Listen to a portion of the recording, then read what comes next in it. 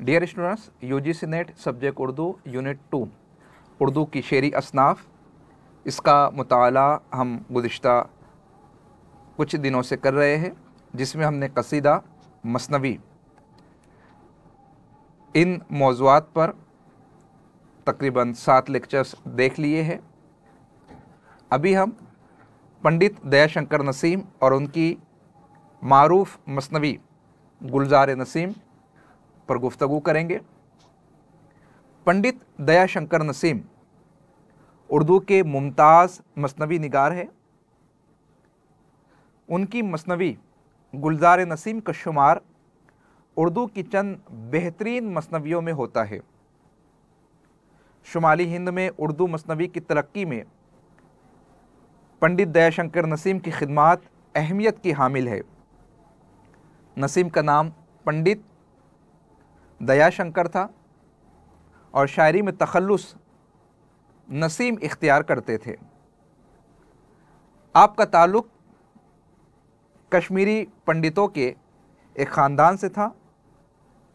उनके वालिद पंडित गंगा प्रसाद कौल थे। आपकी विलादत सन 1811 में लखनऊ की सरजमीन पर हुई और 1845 में, और बाज़ किताबों में 1844 दर्ज है, 1844 में महज 34-35 साल की उम्र में हो चुकी थी। दो मुख्तलिफ रिवायतें, एक किताब में बताया गया कि ताउन के मर्ज़ में आप मुब्तला हुए थे और एक किताब में दर्ज है कि हैज़ा की बीमारी में आप मुब्तला हुए थे। इश्क लखनवी ने एक मिसरे से उनकी तारीख निकाली है। पंडित दयाशंकर नसीम की तबई उम्र गर्च मुख्तसर रही, लेकिन उनकी बेमिसाल मसनवी गुलजार नसीम ने उन्हें हयात जाविदा अता कर दी है। नसीम ने अपनी मसनवी में लखनऊ के शेरी रुझान की पैरवी करते हुए रियायत लफ्ज़ी की सनत को फनकाराना महारत के साथ इस्तेमाल किया है। इस सिलसिले में उन्होंने ये इल्तिज़ाम किया है कि सनत के इस्तेमाल के बावस्फ़ अशार की मानवियत बरकरार रखी है। इसको हमने यूनिट नंबर 10 में सनाए बदाई के बाब में पढ़ा था। इल्म बदी, इल्म बयान, इल्म मानी, इल्म बदी के ज़ुमरे में सनाए लफ्ज़ी, सनाए मानवी, उसको एक मरतबा देखिएगा ताकि सनतों के इस्तेमाल से आपको वाकफियत हो सके। शुमाली हिंद, खुसूसन अवध की सरजमीन में उर्दू मसनवी निगारी की रिवायत को फ़रोग देने में जिन मसनवी निगारों का जिक्र खुसूसी तौर से किया जाना चाहिए, उनमें अहम नाम है पंडित दयाशंकर नसीम। नसीम ने रिवायत ज़माना के मुताबिक उर्दू और फ़ारसी की तालीम हासिल की। लखनऊ के अदबी और शेरी माहौल ने उन्हें मश्क सुखन की तरफ रागिब किया। आपके उस्ताद थे ख्वाजा हैदर अली आतिश।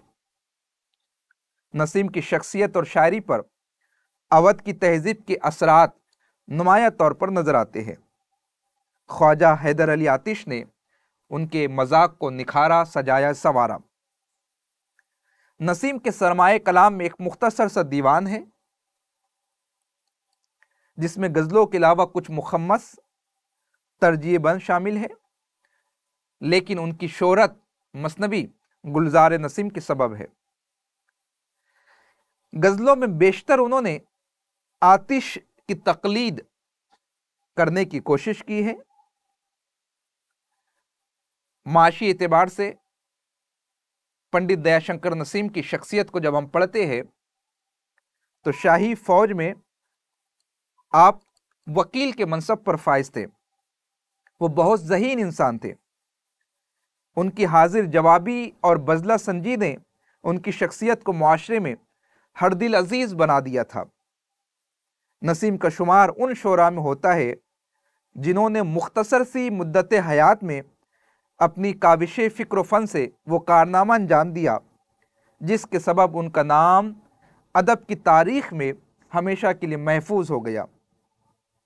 मसनवी निगारी में उनकी तख्लीक गुलजार नसीम को कद्र की निगाह से देखा जाता है। और शुमारी हिंद में इस सिन्फ के इर्तिका की दास्तान इसके जिक्र के बगैर मुकम्मल नहीं हो सकती। ये मसनवी पंडित दयाशंकर नसीम ने 28 साल की उम्र में लिखी थी। इसकी बहर है बैर हजरत मुसद्दस अखरब मकबूज व मखजूफ मफूल मुफाइलुन फ़ाउलुन।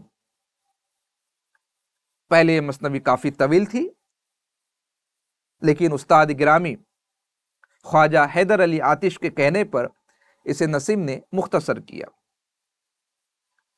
सबसे पहले इज्जतुल्लाह बंगाली ने इस वाक़े को फारसी नस्र में बयान किया है। उसके बाद गिलक्रिस्ट की फरमाइश पर निहाल चंद लाहौरी इस किस्से को फारसी नस्र से उर्दू में मुंतकिल करते हैं। नाम था मजहब इश्क, जिसकी गुफ्तगू मैंने तमहीदी कलमात में की थी। आप यहाँ पर अपनी स्क्रीन पर देख सकते हैं कि किस तरीके से फोर्ट विलियम कॉलेज का क़याम हुआ सन 1800 में। वहाँ पर सदर शोबे उर्दू थे डॉक्टर जॉन गिलक्रिस्ट। यहाँ पर लफ्ज़ प्रिंसिपल लिखा है, ये गलत है ना, प्रिंसिपल नहीं थे, वो सदर शोबे उर्दू थे।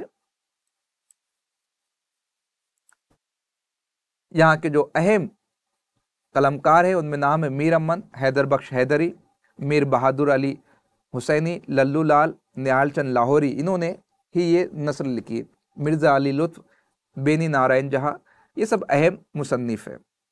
निहाल चंद लाहौरी ने इज़्ज़तुल्लाह बंगाली की फ़ारसी तसनीफ़ इज़्ज़तुल्लाह बंगाली, देखिए यहाँ पर अभी हमने उन्हीं का जिक्र किया है। सबसे पहले किसने लिखी है? इज़्ज़तुल्लाह बंगाली ने लिखी है। तो निहाल चंद लाहौरी ने इज़्ज़तुल्लाह बंगाली की फ़ारसी तसनीफ़ का उर्दू तर्जमा किया है मजहब इश्क के नाम से। हिंदुस्तानी लोक कथाओं में यह किस्सा गुले बकौली के नाम से बहुत मशहूर है। दयाशंकर नसीम ने इसी किस्से को गुलजार नसीम के उन्वान से नज्म किया है। निहाल चंद लाहौरी ने अपने तर्जमे को असल से बिल्कुल करीब रखते हुए तकल्लुफ़ात से बचने की कोशिश की है और तर्जमे में सादगी इख्तियार करके किस्से को निहायत दिलचस्प बना दिया है। इस किताब का सन इशात सन 1813 है। उस वक्त मुतरजिम को इस किताब पर 150 रुपये का इनाम मिला था और ये तरीक़ाकार फोर्ट विलियम कॉलेज में राइज था। यूनिट नंबर 9 में हमने इसकी तफसील देखी है। अगर आप कहेंगे तो ये किताब भी मैं आपकी खिदमत में पेश कर देता हूँ। नस्र में कुछ हिस्से, कुछ इक्तिबास इस सबक में शामिल किए गए हैं। आप चाहे तो इसे पढ़ सकते हैं। यह असल किस्सा आप पढ़ लीजिएगा, पढ़ने से ताल्लुक़ रखता है। ये मुश्किल से 2-3 सफ़ात पर मुश्तमिल है। बेहतर होगा कि आप असल किस्सा ही पढ़ लीजिए। सन 1796 में रेहानुद्दीन लखनवी ने यही किस्सा ख़याबान के नाम से मंजूम किया और पंडित दयाशंकर नसीम की जो मसनवी है गुलजार नसीम, उसकी बुनियाद मजहब इश्क है। मजहब इश्क किसकी है? निहाल चंद लाहौरी की किताब है जो फ़ारसी नस्र का उर्दू तर्जमा है। गुलजार नसीम पहली बार मीर हसन रज़वी के मतबा से सन 1844 में शाये हुए। 1905 में चकबस ने गुलजार नसीम को मुरतब किया, मुकदमा तहरीर किया और फिर उसके बाद एक बहस मुबाहिसे का तूफ़ान खड़ा होता है जिसे मार्का चकबस्त और शरर के नाम से जाना जाता है।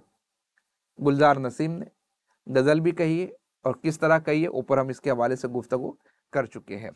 तो ये कुछ इब्तिदाई या तमहीदी बातें थी गुलजार नसीम के हवाले से। मीर हसन की सहरुल बयान के तकरीबन निस्फ सदी बाद, मीर हसन अभी हमने पढ़ा इससे कबल मसनवी सहरुल बयान और मीर हसन की हयात व खिदमात, तो मीर हसन के तकरीबन 50 साल बाद दबिस्तान लखनऊ की वो मसनवी मंजर आम पर आती है जिसे गुलजार नसीम कहा जाता है। और ये मसनवी उन्होंने उस वक्त लिखी थी जब उनकी उम्र महज 28 साल थी, है ना। अभी हम ये कहते हैं कि सर पढ़ने में हम उलझ जाते हैं, समझ में नहीं आता है, एक साथ 2 मसनवियाँ ना पढ़ाई जाए। अरे 28 साल में उन्होंने मसनवी कलम बंद कर दी थी। आज हम 28 साल में मसनवी के खुलासे में उलझ जा रहे हैं। तो कितना फ़र्क है उनके अदब में और हमारे अदब में, कितनी कमी है हमारे मुताला में और उनके मुताला में। तो पढ़िएगा, पढ़ने से हर मुअम्मा हल हो जाता है। ये मसनवी 1838 या 1839 में पाए तकमील को पहुंचती है और इसकी इशाअत जो है 1844 में पंडित साहब के इंतकाल से पहले अमल में आती है। पहली बार इसे मीर हसन रज़वी के यहाँ से शाये किया गया था, जिसकी तफसील अभी हमने ऊपर देखी है। चकबस्त का मामला भी हमने आपके सामने पेश किया है और रफ्ता रफ्ता इसके ऊपर पंडित दयाशंकर नसीम के जो मसनवी है उसके ऊपर काफ़ी कुछ काम हुआ है। जैसा कि और मसनवियों के हवाले से हमने देखा है, मौजू क्या है, खुलासा क्या है, उस पर हम गुफ्तगू करते हैं। ये पूरी नोट्स हम आपकी खिदमत में पेश कर देंगे, लेकिन अभी जो है ना, आप कॉन्सनट्रेट कीजिए। कहानी की सूरत में हम आपको इसका मौजू और इसका खुलासा बताने की कोशिश करेंगे। मसनवी गुलजार नसीम, इसका मौजू एक इश्किया किस्सा है जो इज्जतुल्लाह बंगाली के फारसी नसरी किस्से से माखूज है। इज्जतुल्लाह बंगाली ने इस किस्से का नाम किस्से गुले बकौली रखा था और इज्जतुल्लाह ने 18वीं सदी ईस्वी की तीसरी दहाई में इस किस्से को फारसी नस्र में लिखा था। इस किस्से की मकबूलियत के पेश नज़र डॉक्टर जॉन गिलक्रिस्ट की फरमाइश पर मुंशी निहाल चंद लाहौरी ने इसका तर्जमा उर्दू नस्र में किया था, जिसे नाम दिया गया था मजहब इश्क का। इसी किस्से पर पंडित दयाशंकर नसीम ने अपनी मसनवी के ताने बाने को बुना है और उसका नाम रखा है मसनवी गुलजार नसीम। इस मसनवी में जो किस्सा बयान किया गया है वो गरचे नसीम का तबाजाद नहीं है, बावजूद इसके उन्होंने अपनी फनकाराना सलाहियतों से इस किस्से को मजीद दिलचस्प और खूबसूरत बना दिया है। उन्होंने किस्से बकौली की बाज़ अज्जा में तरमीम व तब्दीली के साथ साथ में बहुत कुछ इजाफा भी किया है। खुलासा, पूरब में एक बादशाह था, नाम था ज़ैनुल मलूक। उसके 4 बेटे थे जो दाना, अक्लमंद और हिकमत में मुमताज थे। ये चारों शहजादे आकिल और दाना थे। बादशाह के यहां 5वें बेटे की विलादत होती है जो खूबसूरती में अपनी मिसाल आप होता है। उस शहजादे का नाम रखा जाता है ताजुल मलूक। बादशाह है ज़ैनुल मलूक, शहजादा है ताजुल मलूक। उस बेटे की विलादत पर सितारा शनास बादशाह को मुतनब्बा करते हैं। जैसे सहरुल बयान में हमने रम्माल और ज्योतिषियों का जिक्र किया, यहाँ पर सितारा शनास, सितारों को देखकर बातें बताने वाले, वो बादशाह को मुतनब्बे करते हैं कि अगर उसने अपने 5वें बेटे की सूरत देखी तो उसकी आंखों की बीनाई चली जाएंगी।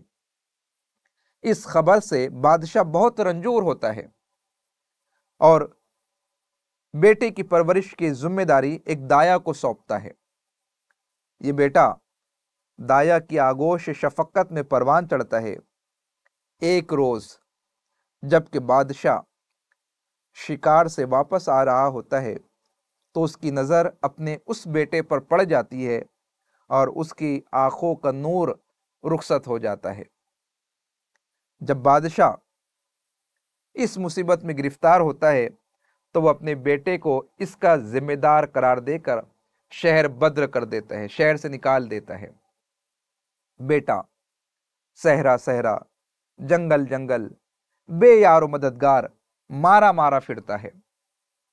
बादशाह की बीनाई वापस लाने के लिए मुख्तलिफ हिकमतें और तदबीरें इख्तियार की जाती है, लेकिन कोई कारगर साबित नहीं होती। इसी असना में एक बुजुर्ग ये मशवरा देते हैं कि मुल्क के इरम की, अब देखिएगा, मुल्क इरम की परी बकौली के बाग में एक फूल है जिसका अर्क आंखों में डालने से रोशनी वापस आ सकती है। ये मशवरा सुनकर बादशाह के चारों बेटे वो फूल लाने का कसद करते हैं और अपने साथ लाओ लश्कर लेकर मुल्क इरम की तरफ रवाना होते हैं। चारों शहजादों का ये काफिला जब एक दश्त से गुजर रहा होता है, उसी दश्त की खाक छानता हुआ ताजुल मलुक इस काफिले को देखता है और काफिले में शामिल एक सिपाही से उनके सफर के बारे में दरियाफ्त करता है। सिपाही ताजुल मलुक को सब अहवाल सुनाता है और जब उसे यह मालूम होता है कि उसके भाई बकौली का फूल लेने जा रहे हैं, तो वो भी एक सिपाही के साथ इस काफिले में शामिल हो जाता है। ये काफिला एक मकाम पर पहुंचता है जिसका नाम फिरदौस होता है। उस मकाम का नाम फिरदौस होता है। यहां दिलबर नामी एक तवाइफ बहुत आलीशान महल में रहती है। ये तवाइफ यहां से गुजरने वाले लोगों को अपने महल में बुलाकर उनसे चौसर खेलती है, जुआ खेलती है, निहायत अय्यारी से खेल में उन्हें मात देकर सारा माल और असबाब हड़प कर लेती है। उसने चारों शहजादों के साथ भी यही साजिश की और उन्हें मात देकर कैदी बना लिया। ताजुल मलुक का गुजर भी दिलबर बैसवा के बाग से होता है और वहीं इसे एक बुजुर्ग औरत मिलती है जिसका बेटा मुद्दतों पहले कहीं गायब हो गया था। वो ताजुल मलुक को अपना बेटा समझकर अपने घर ले जाती है और उसी के जरिए ताजुल मलुक को अपने भाइयों का हाल मालूम होता है और साथ ही उसे यह भी पता चलता है कि दिलबर बैसवा की अय्यारी से वो चारों चौसर के खेल में शिकस्त खा चुके हैं और उनकी पुश्त पर गुलामी की मुहर लगा दी गई है। ताजुल मलुक उसके महल में जाता है और अपनी दानिशमंदी से उसे चौसर के खेल में मात देता है। दिलबर बैसवा शहजादे से शादी करने की ख्वाहिश जाहिर करती है, लेकिन वो कहता है कि उसे मुल्क इरम से बकौली का फूल लाना है, लिहाजा वो उसकी ख्वाहिश पूरी नहीं कर सकता। दिलबर से रुखसत लेकर वो अपने सफर पर रवाना होता है और एक दश्त में, एक जंगल में पहुंचता है जहां इरम के बादशाह का महल होता है। इस महल की निगरानी एक देव करता है। जब यह देव ताजुल मलुक को देखता है तो उसे खाने का इरादा करता है, लेकिन उसी असना में वहां से ऊंटों के काफिले का गुजर होता है। उन ऊंटों पर तरह तरह के मेवाजात और शक्कर लदी होती है। ताजुल मलुक उनसे एक लजीज हलवा तैयार करता है जिसे खाकर देव बहुत खुश होता है, हजरत सुलेमान की कसम देता है और वो अपनी ख्वाहिश का इजहार करता है।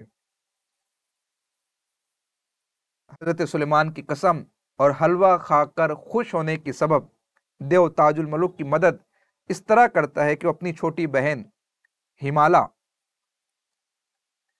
के नाम खत लिखकर उससे ताजुल मलुक की मदद करने को कहता है।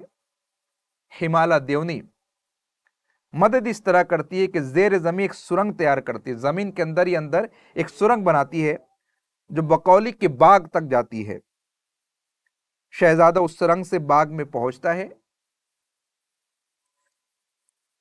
फूल तोड़कर बड़ी हिफाजत से अपने पास रखकर वहां से वापस होता है।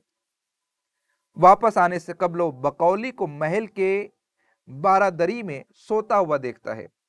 बकौली जो है, परी जो है, वो बारादरी में महल के सो रही थी। उसके पास पहुंचता है, उसके हुस्न पर फरेफ्ता होता है, अंगूठी उसकी तब्दील कर देता है, अपनी अंगूठी उसे पहना देता है, उसकी अंगूठी खुद पहन लेता है और हिमाला देवनी की मदद से दिलबर के बाग में पहुंच जाता है।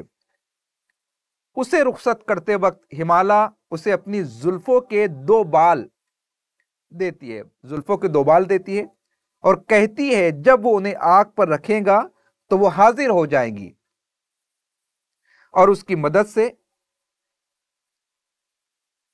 मदद करेंगी। बालों को आग पर रखने की वजह से हाजिर होकर मदद करेंगी। दिलबर बैसवा के महल में पहुंचकर वो अपने भाइयों को कैद से छुड़ाता है, उन्हें फूल लाने की खबर सुनाता है, मगर उसके भाइयों ने फरेब देकर वो फूल उसके पास से चुरा लिया और बादशाह के पास ले जाकर उस फूल का अर्क उसकी आंखों में लगाया, जिससे उसकी आंखों की रोशनी वापस आ गई। भाई जो फूल छीन लेते हैं, रास्ते में एक अंधे पर उसको टेस्ट भी करते हैं और वो बादशाह को जाकर लगाते हैं और इस तरीके से ताजुल मलुक की आंखों की रोशनी वापस आ जाती है। उधर बकौली जब नींद से बेदार हुई तो उसने देखा कि फूल बाग में नहीं है। वो बेकरार हो जाती, बेचैन हो जाती है। ये मंजर देखकर वो बहुत परेशान और मुस्तरिब हुई और फूल की तलाश में इधर उधर भटकते हुए उस मुल्क में पहुंची जहां बादशाह की आंखों की रोशनी वापस आने पर जश्न मनाया जा रहा था। उसने अपना भेष बदलकर मर्द का रूप इख्तियार कर लिया। इत्तेफाक से उधर से बादशाह की सवारी का गुजर होता है। उसकी खूबसूरती देखकर बादशाह उसे मुखातिब करता है और उसका नाम पूछता है। मर्द के भेष में बकौली अपना नाम फर्रुख बताती है। अपना नाम फर्रुख बताती है। बादशाह अपने साथ उसे महल में ले जाता है और उसे अपना वजीर बना लेता है। ताजुल मलुक भाइयों की दगाबाजी से बहुत रंजीदा होता है और उस मौके पर वो हिमालय के दिए बाल को आग दिखाता है तो फौरन हाजिर हो जाती है। शहजादा उससे एक महल की तामीर करने के लिए कहता है। हिमालय अपने देव की मदद से अपने जो मुख्तलिफ देव थे उन सभी देव को हाजिर करती है और जंगल में एक महल तामीर कर देती है।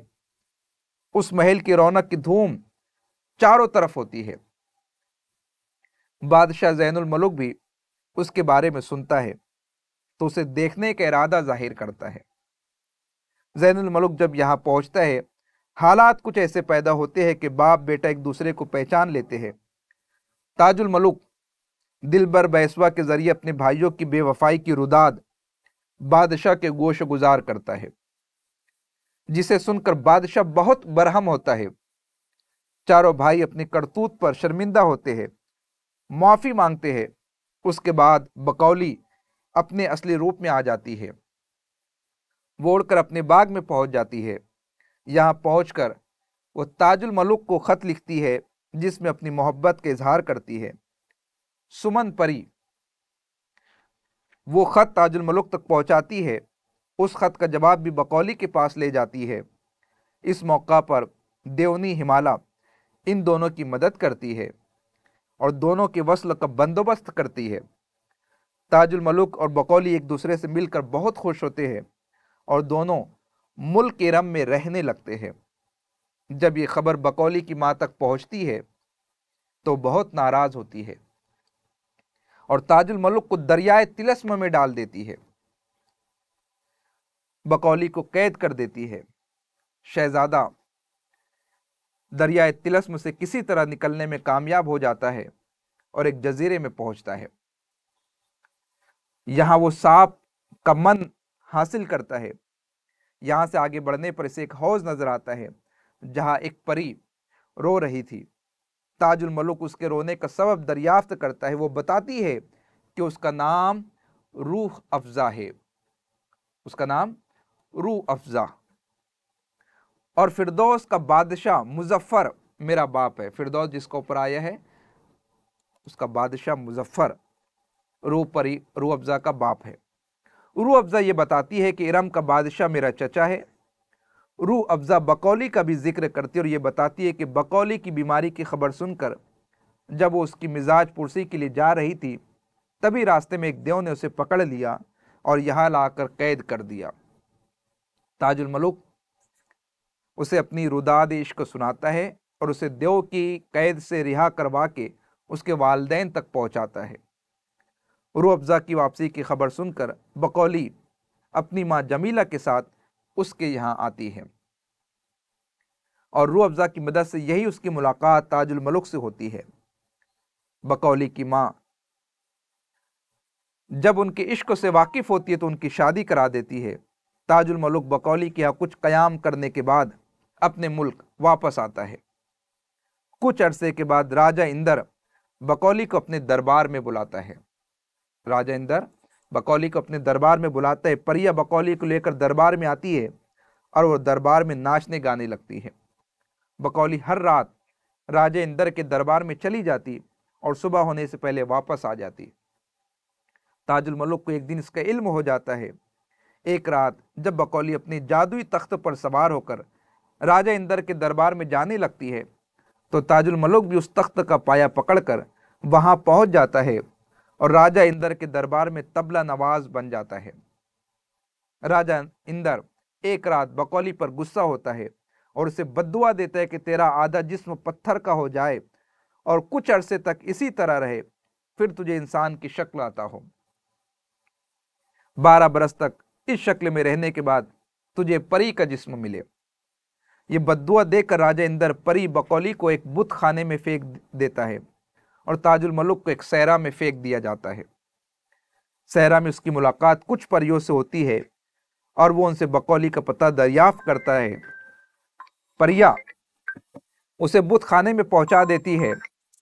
यहाँ ताजुल मलुक और बकौली एक दूसरे को अपना हाल सुनाते हैं। बुत खाने से निकलकर शहजादा एक राजा के महल में पहुंचता है। राजा की बेटी चित्रावत शहजादे पर आशिक हो जाती है और एक वक्त ऐसा आता है कि शहजादा इससे शादी करने पर मजबूरन अपने आप को तैयार कर लेता है। ताजुल मलुक और चित्रावत की शादी से बकौली बहुत नाराज होती है। ताजुल मलुक एक दिन चित्रावत को बकौली से अपने इश्क की रुदास सुनाता है, जिसे सुनकर वो उस बुत खाने को नेस्त नाबूद कर देती है जिसमें बकौली मूरत की शक्ल में कैद थी। इसके कुछ अरसे बाद एक किसान के घर में निहायत हसीन और जमील लड़की पैदा होती है और बहुत जल्दी जवान हो जाती है। उसके हुस्न का चर्चा सुनकर ताजुल मलुक उससे शादी करने की ख्वाहिश जाहिर करता है, लेकिन किसान इनकार कर देता है। बकौली अपने किसान बाप को अपनी हकीकत बताती है और सुमन परी की मदद से चित्रावत के महल में पहुंच जाती है। उसके बाद सुमन परी अपने तख्त पर बिठाकर ताजुल मलुक, बकौली और चित्रावत को ताजुल मलुक के महल गुलशने निगारी पहुंचा देती है। बकौली की शादी ताजुल मलुक से हो जाती है। बकौली रूह अफ़ज़ा को अपने साथ रख लेती है। एक दिन वजीर बहराम उसे देखकर आशिक हो जाता है। वजीर बहराम उसे देखकर आशिक हो जाता है और अपने इश्क का इजहार सुमन परी से करता है, जो उनके मिलने का बंदोबस्त करती है। रूह अफ़ज़ा अपने जादू से बहराम को दिन में फाख्ता बना दिया करती है, लेकिन एक रोज़ ये राज फाश हो जाता है और उसकी माँ बहराम को जला देने का हुक्म देती है। जब उसे जलाने की तैयारी हो रही होती है तो ताजुल मलुक और बकौली से उसकी मुलाकात हो जाती है और वो बहराम को अपने साथ ले गए और उसकी शादी रूह अफ़ज़ा से करा दी। इस तरह हर कोई अपनी अपनी मुराद पा लेता है और किस्से का ख़ात्मा तरबिया अंदाज में होता है। तो ये कुछ खुलासा था। झेल में किरदार के नाम आप देख सकते हैं। ज़ैनुल मलुक मशरिक़ का बादशाह है। ताजुल मलुक 5वां बेटा है बादशाह का और मसनवी का हीरो है। बकौली परी है, मसनवी की हीरोइन है। फ़र्रुख बकौली ही है, जो जब वज़ीर बनती है मर्द का लिबास बनाती है तो अपना नाम तब्दील कर लेती है। जमीला बकौली की माँ है। फ़िरोज़ बकौली का बाप है। सुमन परी बकौली की सहेली है। हिमाला देवनी, जिसकी मदद से ताजुल मलुक की फूल तक रिसाई होती है। महमूदा हिमाला देवनी की मुँह बोली बेटी है। रूह अफ़ज़ा बकौली की सहेली और बहराम की बेगम है। बहराम कौन है? ताजुल मलुक का वज़ीर और रूह अफ़ज़ा का आशिक है। हुस्न आरा रूह अफ़ज़ा की माँ है। मुज़फ़्फ़र रूह अफ़ज़ा का बाप है। राजा इंदर, जहाँ पर बकौली रक्कासा के तौर पर काम करती है। मसनवी गुलजार नसीम को पंडित दयाशंकर नसीम ने अपने उस्ताद आतिश के मशवरे पर मुख्तसर ज़रूर कर दिया, लेकिन इस मसनवी में उन्होंने किस्सा दर किस्सा की जो दास्तानवी तर्ज इख्तियार की है, उसके पेश नज़र मसनवी के मतन के इंतखाब रब तो तसलसल के साथ पेश करना काफ़ी मुश्किल है, काफ़ी कठिन है। इस तकनीकी दुश्वारी को मद्देनज़र रखते हुए आपको इस मसनवी को 1 से 2 मरतबा पढ़ना होगा या खुलासे को 2 से 3 मरतबा सुनना होगा, या मुआविन किताबों से आपको मदद हासिल करनी होगी, तब कहीं जाकर आप बेहतर तरीके से इस मसनवी को समझ सकते हैं। गुफ्तगू अगर समझ में आई हो तो आप कमेंट कीजिएगा, फिर हम आगे बढ़ते हैं इंशाअल्लाह ताला।